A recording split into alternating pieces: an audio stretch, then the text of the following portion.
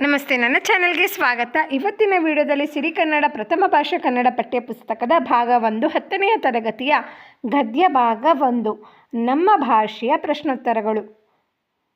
ಕವಿಯ ಹೆಸರು ಎಂ ಮರಿಯಪ್ಪ ಭಟ್ಟರು. ಬನ್ನಿ ಇವತ್ತಿನ ವಿಡಿಯೋ ತಡ ಮಾಡದೆ ಶುರು ಮಾಡೋಣ.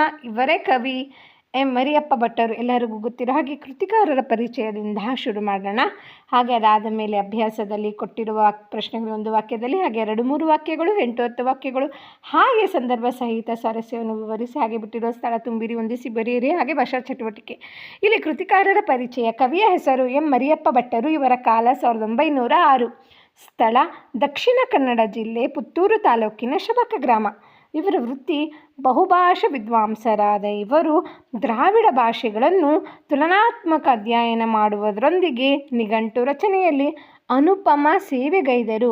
ಹಾಗೆ ಮದ್ರಾಸು ವಿಶ್ವವಿದ್ಯಾಲಯದಲ್ಲಿ ಕನ್ನಡ ಪ್ರಾಧ್ಯಾಪಕರಾಗಿ ದುಡಿದರು.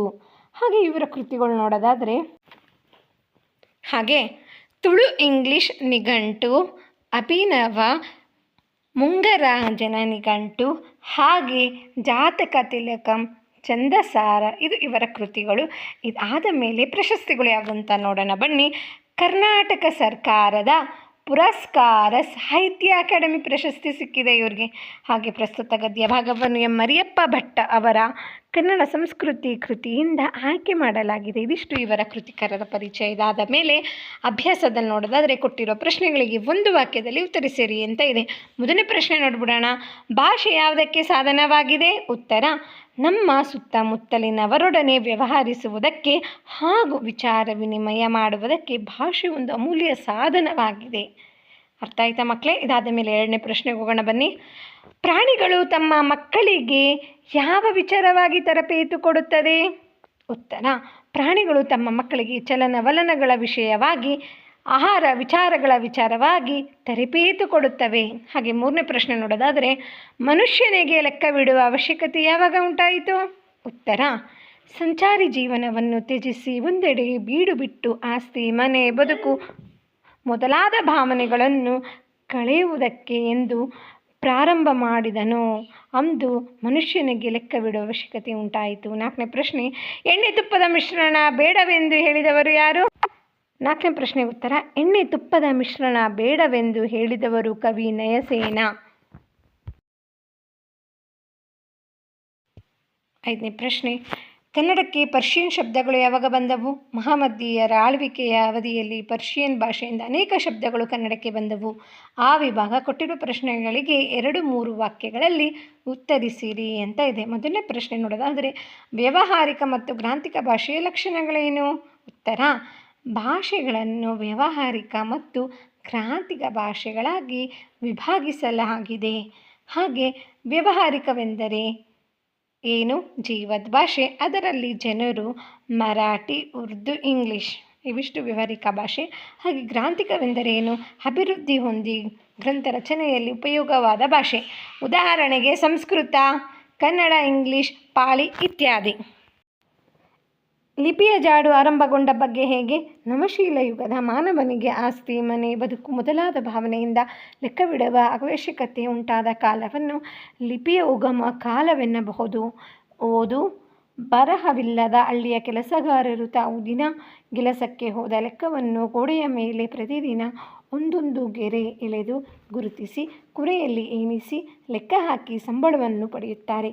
ಹಾಲು ಮಾರುವವರು ಕೂಡ ಹೀಗೆ ಲೆಕ್ಕವಿಡುತ್ತಿದ್ದರು. ಹೀಗೆ ಲಿಪಿಯ ಜಾಡು ಆರಂಭಗೊಂಡಿತು. ಮೂರನೇ ಪ್ರಶ್ನೆ, ಲಿಪಿಯ ಮೂಲಕ ಜ್ಞಾನ ಭಂಡಾರ ಯಾವ ರೀತಿ ಭದ್ರವಾಯಿತು? ಉತ್ತರ, ಲಿಪಿಯು ಮಾನವನಿಗೆ ಬಹಳ ಉಪಯುಕ್ತವಾಗಿ ಅವನಿಗೆ ಬಿಡುವು ಹೆಚ್ಚಿದಂತೆ ಜೀವನದ ಸೌಕರ್ಯಗಳನ್ನು ವಿಶಿಷ್ಟ ಮೇಧಶಕ್ತಿಯಿಂದ ಅಭಿವೃದ್ಧಿಗೊಳಿಸುತ್ತಾ ಹೋದಂತೆ ತನ್ನ ಆಗು ಹೋಗುಗಳನ್ನು, ಸುಖ ದುಃಖಗಳನ್ನು ಕಾವ್ಯರೂಪಕ್ಕೆ ಇಳಿಸುವ ಮಾರ್ಗವನ್ನು ಕಂಡುಕೊಂಡಿರಬೇಕು. ಸಾಹಿತ್ಯ ವಿವಿಧ ರೂಪದಲ್ಲಿ ಬೆಳೆದಿರಬೇಕು. ಲೆಕ್ಕಪತ್ರಗಳನ್ನಿಡಲು ಉಪಯುಕ್ತವಾದ ಸಾಹಿತ್ಯ ಕೃತಿಗಳನ್ನು ಬರೆದಿಡುವುದನ್ನು ಮಾನವ ಕಲಿತುಕೊಂಡ. ಆ ಲಿಪಿಯ ಮೂಲಕ ಪರಂಪರೆಯಿಂದ ಬಂದ ಎಷ್ಟೋ ವಿಷಯಗಳನ್ನು ಬರೆದಿಡಲು ಸಾಧ್ಯವಾಯಿತು. ಹೀಗೆ ಲಿಪಿಯ ಮೂಲಕ ಜ್ಞಾನ ಭಂಡಾರ ಭದ್ರವಾಯಿತು. 4ನೇ ಪ್ರಶ್ನೆ, ಕನ್ನಡ ಭಾಷೆ ಹದಗೊಂಡದ್ದು ಹೇಗೆ? ಅನೇಕ ಕವಿಗಳು ಕನ್ನಡ ಅಭಿವೃದ್ಧಿ ಹೊಂದಬೇಕಾದರೆ ಕನ್ನಡ ಪದಗಳ ಬಳಕೆ ಹೆಚ್ಚಾಗಬೇಕೆಂದು ಸಾರಿದ್ದಾರೆ. ಅಂಥವರ ವಾಣಿಯಿಂದ ಕನ್ನಡದ ವೀಣೆ ಮೃದು ಮಧುರವಾಗಿ ಮಿಡಿಯಿತು. ಮುಂದೆ ಬಸವೇಶ್ವರ, ಅಲ್ಲಮ್ಮ ಪ್ರಭುಗಳಂತಹ ಶರಣವರೆಣ್ಯರು, ಚಾಮರಸ, ಕುಮಾರವ್ಯಾಸರಂತಹ ಕವಿ ಪುಂಗವರು, ಪುರಂದರದಾಸ, ಕನಕದಾಸರಂತಹ ದಾಸಶ್ರೇಷ್ಠರು ಸುಲಭ ಮಾರ್ಗವನ್ನು ತುಳಿದರು. ತಮ್ಮ ತಮ್ಮ ಅನುಭವ ಸಾರವನ್ನು ಸುಲಭವೂ ಸುಂದರವೂ ಸಹಜವೂ ಆದ ಮಾತುಗಳಿಂದ ಹೃದಯ ಮುಟ್ಟುವಂತೆ ಅಭಿವ್ಯಕ್ತಪಡಿಸಿದರು. ಹೀಗೆ ಕನ್ನಡ ಭಾಷೆ ಹದಗೊಂಡಿತು. 5ನೇ ಪ್ರಶ್ನೆ, ಆಂಗ್ಲ ಭಾಷೆ ವಿಶ್ವವ್ಯಾಪಿಯಾಗಲು ಕಾರಣವೇನು? ಅದಕ್ಕೆ ಉತ್ತರ, ದೇಶ ವಿದೇಶಗಳ ಭಾಷೆ ಹಾಗೂ ಸಾಹಿತ್ಯ ಸಂಸ್ಕೃತಿಯನ್ನು ಆಂಗ್ಲ ಪಂಡಿತರು ಮುಕ್ತ ಮನಸ್ಸಿನಿಂದ ಅಭ್ಯಸಿಸಿದರು. ತನ್ಮೂಲಕ ತಮ್ಮ ಭಾಷೆ ಮತ್ತು ಸಾಹಿತ್ಯವನ್ನು ಹಿಗ್ಗಿಸಿದರು, ಅರಳಿಸಿದರು. ಎಲ್ಲಕ್ಕೂ ಮೇಲಾಗಿ ಮಹಾಮೇಧಾವಿಗಳು ತಮ್ಮ ಆಸೆ, ಆಕಾಂಕ್ಷೆ, ವಿಚಾರ ಮುಂತಾದವನ್ನು ಆ ಭಾಷೆಯ ಮುಖಾಂತರವಾಗಿಯೇ ಹೇಳಬೇಕೆಂಬ ಉಜ್ವಲ ಅಭಿಮಾನವುಳ್ಳವರಾಗಿದ್ದರು. ಆಂಗ್ಲ ವಿಜ್ಞಾನಿಗಳು, ರಾಜಕಾರಣಿಗಳು, ಅರ್ಥಶಾಸ್ತ್ರಜ್ಞರು ಹೀಗೆ ಎಲ್ಲರೂ ತಮ್ಮ ಭಾಷೆಯನ್ನೇ ಬಳಸುವುದರ ಪರಿಣಾಮವಾಗಿ ಆ ಭಾಷೆ ಬೆಳೆದು ಇಂದು ಪ್ರಪಂಚದ ದೊಡ್ಡ ಭಾಷೆಗಳಲ್ಲಿ ಒಂದಾಗಿದೆ. ಈ ವಿಭಾಗ ಕೊಟ್ಟಿರುವ ಪ್ರಶ್ನೆಗಳಿಗೆ 8-10 ವಾಕ್ಯಗಳಲ್ಲಿ ಉತ್ತರಿಸಿರಿ ಅಂತ ಇದೆ. ಭಾಷೆ ಸತ್ವಪೂರ್ಣವಾಗಿ ವಿಕಾಸಗೊಳ್ಳುವುದು ಯಾವಾಗ? ಮೊದಲನೇ ಪ್ರಶ್ನೆಗೆ ಉತ್ತರ ನೋಡೋಣ ಬನ್ನಿ. ಒಂದು ಭಾಷೆ ಸತ್ವಪೂರ್ಣವಾಗಬೇಕಾದರೆ ಅದನ್ನಾಡುವ ಜನ ಅಭಿಮಾನಧನರು, ಬುದ್ಧಿಶಾಲಿಗಳು, ಪ್ರಯೋಗಶೀಲರು ಆಗಿರಬೇಕು. ಎಲ್ಲಕ್ಕೂ ಮೇಲಾಗಿ ಮಹಾಮೇಧಾವಿಗಳು ತಮ್ಮ ಆಸೆ, ಆಕಾಂಕ್ಷೆ, ವಿಚಾರ ಮುಂತಾದವನ್ನು ಆ ಭಾಷೆಯ ಮುಖಾಂತರವಾಗಿಯೇ ಹೇಳಬೇಕೆಂಬ ಉಜ್ವಲ ಅಭಿಮಾನವುಳ್ಳವರಾಗಿದ್ದರು. ಸ್ವಭಾಷೆಯನ್ನು ಪ್ರೀತಿಸಬೇಕು, ಗೌರವಿಸಬೇಕು, ಬೆಳೆಸಬೇಕು ಎಂದರೆ ಅನ್ಯ ಭಾಷೆಗಳನ್ನು ತಿರಸ್ಕರಿಸಬೇಕು. ಗೌರವಿಸಬೇಕು, ಬೆಳೆಸಬೇಕು ಎಂದರೆ ಅನ್ಯ ಭಾಷೆಗಳನ್ನು ತಿರಸ್ಕರಿಸಬೇಕು ಎಂದು ಅರ್ಥವಲ್ಲ. ಭಾಷೆಗಳಲ್ಲಿ ಮೇಲು ಕೀಳೆಂಬುದಿಲ್ಲ. 4 ಜನ ಮಾತನಾಡುತ್ತಿದ್ದ ಭಾಷೆಗೂ ಸತ್ಯ ಹಾಗೂ ಸತ್ಯದೃಷ್ಟಿಯಿಂದ ಅಂತರವೇ ಇಲ್ಲ. ಎಲ್ಲ ಭಾಷೆಗಳು ಅಷ್ಟೇ. ಒಬ್ಬ ತಾಯಿಯ ಗಾನದ ಶ್ರುತಿಯಂತೆ ಎಲ್ಲಕ್ಕೂ ಅಷ್ಟೇ ಸ್ಥಾನವಿದೆ.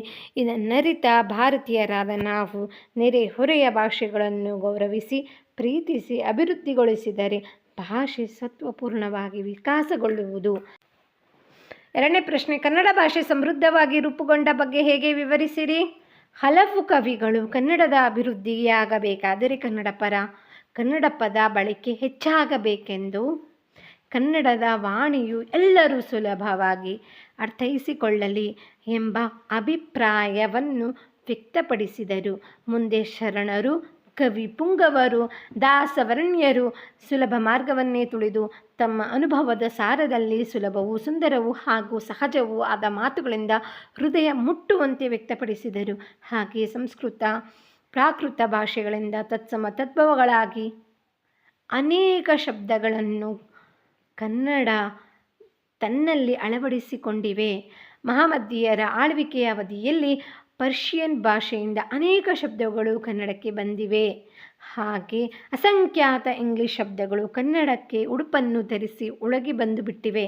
ಅದೇ ರೀತಿ ಕನ್ನಡದ ನೆರೆಯ ಭಾಷೆಯಿಂದಲೂ ಬಂದಿರುವ ಎರವುಗಳುಂಟು. ಕನ್ನಡ ನಾಡಿನ ಎಲ್ಲೆಗಳಲ್ಲಿ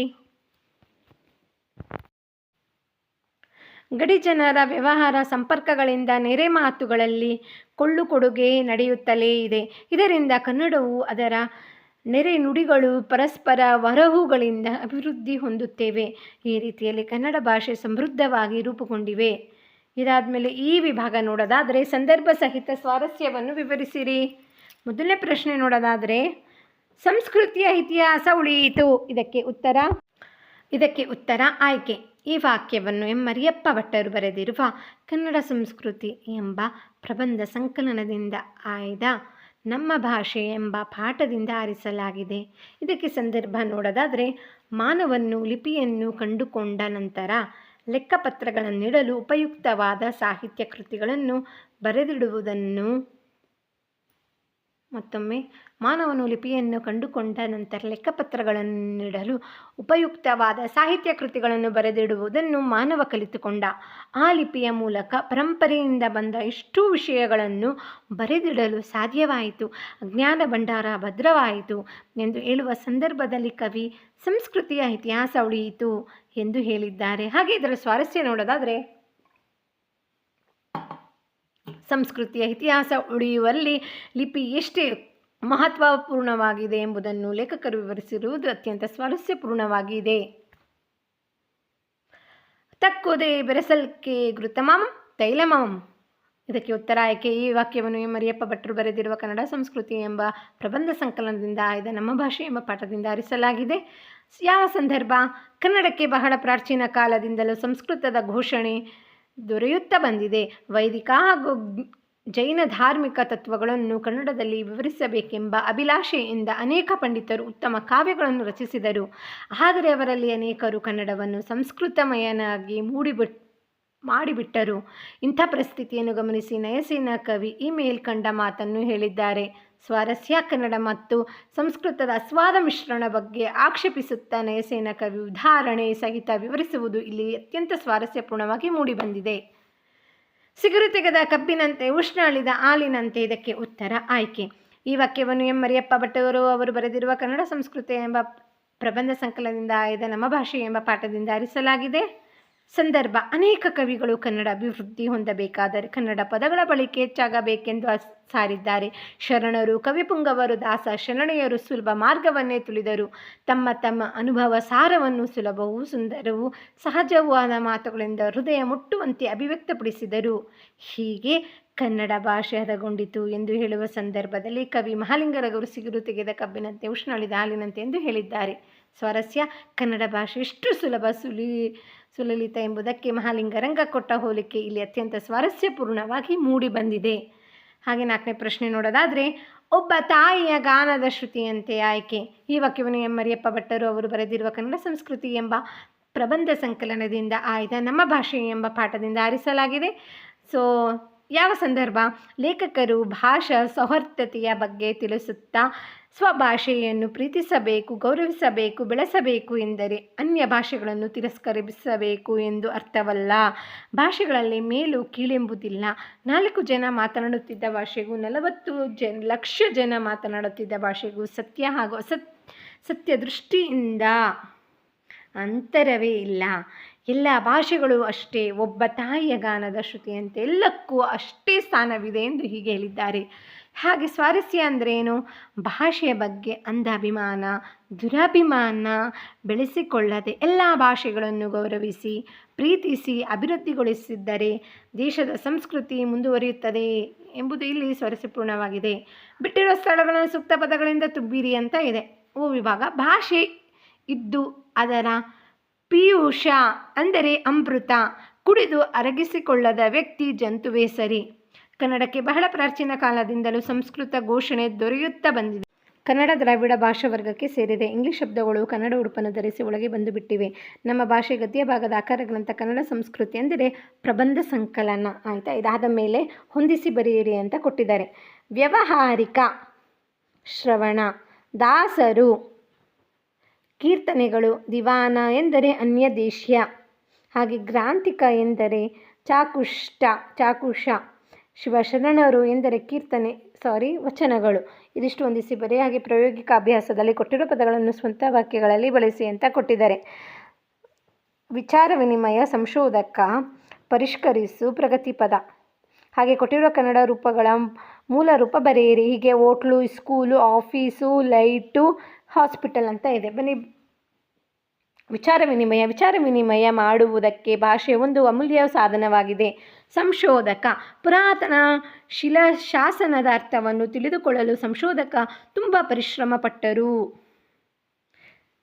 ಪರಿಷ್ಕರಿಸು: ಶಿಕ್ಷಕರ ಸಲಹೆಯ ಪ್ರಕಾರ ನಾವು ಪ್ರಬಂಧವನ್ನು ಪರಿಷ್ಕರಿಸುತ್ತಿದ್ದೇವೆ.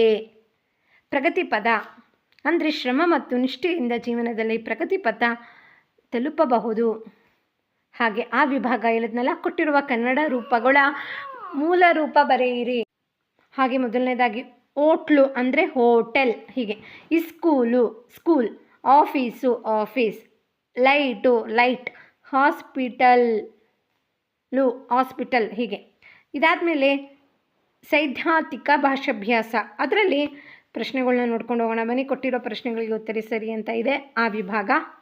ಮೊದಲನೇ ಪ್ರಶ್ನೆ, ಕನ್ನಡ ವರ್ಣಮಾಲೆಯಲ್ಲಿ ಒಟ್ಟು ಎಷ್ಟು ಅಕ್ಷರಗಳಿವೆ? ಕನ್ನಡ ವರ್ಣಮಾಲೆಯಲ್ಲಿ ಒಟ್ಟು 49 ಅಕ್ಷರಗಳಿವೆ. ಎರಡನೇ ಪ್ರಶ್ನೆ, ಕನ್ನಡದಲ್ಲಿರುವ ಹಾಗೂ ದೀರ್ಘ ಸ್ವರಗಳನ್ನು ಬರೆಯಿರಿ. ಕನ್ನಡದಲ್ಲಿರುವ ಸ್ವರಗಳು ಅ, ಇ, ಉ, ರು, ಎ, ಓ 6 ಇದೆ. ಹಾಗೆ ಕನ್ನಡದಲ್ಲಿರುವ ದೀರ್ಘ ಸ್ವರಗಳು ಆ, ಇ, ಉ, ಎ, ಐ, ಓ, ಔ 7. ಸೊ ಇದಾದಮೇಲೆ ಕನ್ನಡದಲ್ಲಿ ಇರುವ ಮಹಾಪ್ರಾಣ ಅಕ್ಷರಗಳನ್ನು ಬರೆಯಿರಿ ಅಂತ ಇದೆ. ಖ, ಘ, ಚ, ಝ, ಟ, ಢ, ತ, ಧ, ಪ, ಭ ಹೀಗೆ.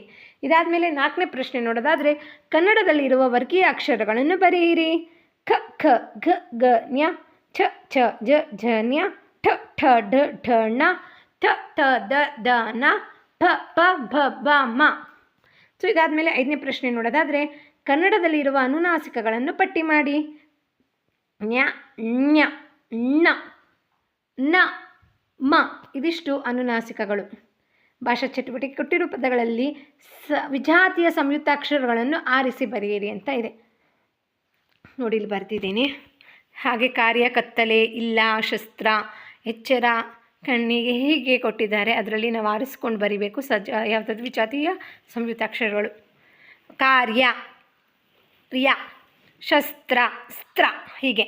ಅದ್ಭುತ, ದ್ವು ಇವಿಷ್ಟು ವಿಜಾತಿಯ ಸಂಯುಕ್ತಾಕ್ಷರಗಳು. ಇದಾದಮೇಲೆ 2ನೇ ಪ್ರಶ್ನೆ ನೋಡೋದಾದರೆ ಮಕ್ಕಳೇ ಇಲ್ಲಿ ನೋಡಿ, ಕೊಟ್ಟಿರುವ ಪದಗಳಲ್ಲಿ ಅವರ್ಗೀಯ ವ್ಯಂಜನಾಕ್ಷರಗಳನ್ನು ಆರಿಸಿ ಬರೆಯಿರಿ ಆಯಿತಾ. ಸಮಾನಾಗಿ, ದೇಶ, ಮನೆಯ, ಬಳಿಕ, ನೆಲ, ಮದುವೆ, ಮನುಷ್ಯ, ಹಾಗೆ, ಹೊತ್ತು, ಒಳಗೆ. ಹಾಗೆ ಇದಕ್ಕೆ ಉತ್ತರ ನೋಡೋದಾದರೆ ನೋಡಿ, ಸಮಾನಾಗಿ ಸ, ದೇಶಾಗೆ ಶ, ಮನೆಯ ಯ, ಬಳಿಕ ಳ, ಳಿ, ನೆಲ ಲ, ಮದುವೆಗೆ ವೆ, ಮನುಷ್ಯಗೆ ಶ, ಹಾಗೆ ಹೊತ್ತುಗೆ ಹೋ, ಒಳಗೆ ಳ ಇದಿಷ್ಟು ಅವರ್ಗೀಯ ವ್ಯಂಜನಾಕ್ಷರಗಳು. ಅದಕ್ಕೆ ಉತ್ತರ ಸಿಕ್ಕಿದೆ ಅಂತ ಅನ್ಕೋತೀನಿ. 3ನೇ ಪ್ರಶ್ನೆ, ಕೊಟ್ಟಿರೋ ಪದಗಳಲ್ಲಿ ಧ್ವನಿ ವ್ಯತ್ಯಾಸದೊಂದಿಗೆ ಆಗುವ ಅರ್ಥ ವ್ಯತ್ಯಾಸ ಬರೆಯಿರಿ. ಪ್ರಧಾನ, ಪ್ರಧಾನ ಹೀಗೆ. ಮಧ್ಯ, ಮಧ್ಯ. ಉಣ್ಣು, ಉಣು ಹೀಗೆ. ಸುಳಿ, ಸುಳಿ ಹೀಗೆ. ನೋಡೋಣ ಬನ್ನಿ. ಪ್ರಧಾನ ಕೊಡುವುದು, ಕೊಡುಗೆ ಆಯಿತಾ. ಸೊ ಇದಾದಮೇಲೆ ಪ್ರಧಾನ ಅಂದರೆ ಮುಖ್ಯವಾದುದು. ಇದಾದಮೇಲೆ ಮಧ್ಯ ಅಂದರೆ ಹೆಂಡ, ಹಾಗೆ ಕಳ್ಳು, ಹಾಗೆ ಮಧ್ಯ ಅಂದರೆ ನಡುವಿನ, ಹಾಗೆ ಈ ಥರ ಡಿಫ್ರೆನ್ಸ್ ಬರಿಬೇಕು 2 ಅಕ್ಷರಕ್ಕೂ. ಹುಣ್ಣು ಅಂದರೆ ಗಾಯ, ಉಣ್ಣು ಅಂದರೆ ಊಟ ಮಾಡು. ಸುಳಿ ಅಂದರೆ ನೀರಿನ ಚಕ್ರ, ಹಾಗೆ ಸುಳಿ ಅಂದರೆ ಬಿಡಿಸು. ಹಾಗೆ ಮೊದಲೆರಡು ಪದಗಳಲ್ಲಿರುವ ಸಂಬಂಧದಂತೆ 3ನೆಯ ಪದಕ್ಕೆ ಸರಿಹೊಂದುವ 4ನೆಯ ಪದವನ್ನು ಬರೆಯಿರಿ ಅಂತ ಕೊಟ್ಟಿದ್ದಾರೆ. ಆ ವಿಭಾಗ ಕ, ಗ ಅಲ್ಪ ಪ್ರಾಣಾಕ್ಷರಗಳು, ಹಾಗೆ ಚ, ಜ ಮಹಾಪ್ರಾಣಾಕ್ಷರಗಳು. ಹಾಗೆ ವರ್ಗೀಯ ವ್ಯಂಜನಾಕ್ಷರಗಳು ಬಂದು 25, ಹಾಗೆ ಅವರ್ಗೀಯ ವ್ಯಂಜನಾಕ್ಷರಗಳು ಬಂದು 9. ಆ, ಈ, ಉ ದೀರ್ಘ ಸ್ವರಗಳು, ಹಾಗೆ ಅ, ಇ, ಉ, ರು ಹಸ್ವ ಸ್ವರಗಳು. ಹಾಗೆ ಸ್ವರಗಳು ಬಂದು 13, ಯೋಗ ಭಾಗಗಳು ಬಂದು 2. ಹಾಗೆ ಕೊನೆಯ ಘಟ್ಟಕ್ಕೆ ಬಂದು ತಲುಪಿದ್ದೇವೆ. ಕೊಟ್ಟಿರೋ ವಿಷಯಗಳನ್ನು ಗುರಿತು ಪ್ರಬಂಧ ರಚಿಸಿರಿ. ರಾಷ್ಟ್ರೀಯ ಹಬ್ಬಗಳ ಮಹತ್ವ, ಗ್ರಂಥಾಲಯಗಳ ಮಹತ್ವ, ಹಾಗೆ ಸಾಮಾಜಿಕ ಪಿಡುಗುಗಳು. ಸೊ ಇದ್ರ ಬಗ್ಗೆ ಪ್ರಬಂಧಗಳು ಸಪ್ರೇಟ್ ಆಗಿದೆ ಮಕ್ಕಳು. ಇದನ್ನು ಬರಿತಾ ಹೋದರೆ ತುಂಬ ವಿಡಿಯೋ ಲೆಂತ್ ಆಗುತ್ತೆ ಅಂತ ಇದ್ರ ಲಿಂಕ್ಸ್ ಕೂಡ ಡಿಸ್ಕ್ರಿಪ್ಷನ್ ಬಾಕ್ಸಲ್ಲಿ ಹಾಕಿರ್ತೀನಿ, ಒಮ್ಮೆ ಚೆಕ್ ಮಾಡಿ ನೋಡಿ ಮಕ್ಕಳೇ. ಇದು ರಾಷ್ಟ್ರೀಯ ಹಬ್ಬಗಳ ಮಹತ್ವ ಕುರಿತು ಪ್ರಬಂಧ ಡಿಸ್ಕ್ರಿಪ್ಷನ್ ಬಾಕ್ಸಲ್ಲಿ ಇರುತ್ತೆ ಲಿಂಕು. ಹಾಗೆ ಗ್ರಂಥಾಲಯಗಳ ಮಹತ್ವದ ಬಗ್ಗೆ ಡಿಸ್ಕ್ರಿಪ್ಷನ್ ಬಾಕ್ಸಲ್ಲಿ ಲಿಂಕ್ ಇರುತ್ತೆ. ಹಾಗೆ ಸಾಮಾಜಿಕ ಪಿಡುಗುಗಳ ಬಗ್ಗೆ ಡಿಸ್ಕ್ರಿಪ್ಷನ್ ಬಾಕ್ಸಲ್ಲಿ ಲಿಂಕ್ ಇರುತ್ತೆ. ಒಮ್ಮೆ ಚೆಕ್ ಮಾಡಿ ನೋಡಿ ಮಕ್ಕಳೇ, ನಿಮಗೆ ಉತ್ತರ ಸಿಗುತ್ತೆ, ಮಿಸ್ ಮಾಡಬೇಡಿ ಅಂತ ಹೇಳ್ತಾ, ನಮ್ಮ ಭಾಷೆಯ ಬಗ್ಗೆ ಪ್ರಶ್ನೋತ್ತರಗಳು ಹಾಗೆ ಭಾಷಾ ಚಟುವಟಿಕೆ ಪ್ರಬಂಧ ಕೂಡ ಮುಗಿದಿದೆ. ನಿಮಗೆ ನನ್ನ ವಿಡಿಯೋ ಇಷ್ಟ ಆಯಿತು ಅನ್ಕೋತೀನಿ. ಇಷ್ಟ ಆದರೆ ಪ್ಲೀಸ್ ಲೈಕ್ ಮಾಡಿ, ಫ್ರೆಂಡ್ಸ್ ಎಲ್ಲರಿಗೂ ಶೇರ್ ಮಾಡಿ. ಹಾಗೆ ಯಾರು ಚಾನಲ್ ಸಬ್ಸ್ಕ್ರೈಬ್ ಮಾಡಿಲ್ಲ ಅಂದರೆ ಪ್ಲೀಸ್ ಸಬ್ಸ್ಕ್ರೈಬ್ ಮಾಡ್ಕೊಂಡು ನೋಡಿ. ಖಂಡಿತವಾಗಿ ಮುಂದಿನ ವಿಡಿಯೋದಲ್ಲಿ ಸಿಗೋಣ ಮಕ್ಕಳೇ. ಧನ್ಯವಾದಗಳು.